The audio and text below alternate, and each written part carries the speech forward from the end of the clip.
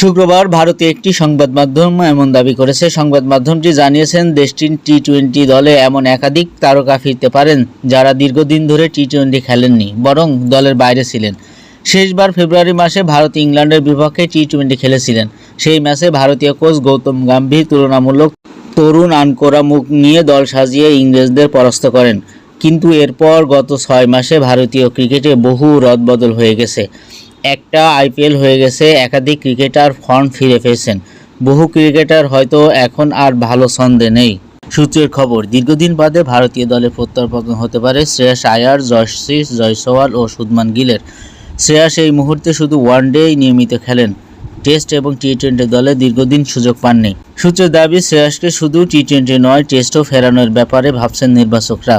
সেই সাথে দলে ফিরতে পারেন যশস্বী জয়সওয়াল এবং টেস্ট অধিনায়ক শুভমান গিলও টি-20 ফরম্যাটে।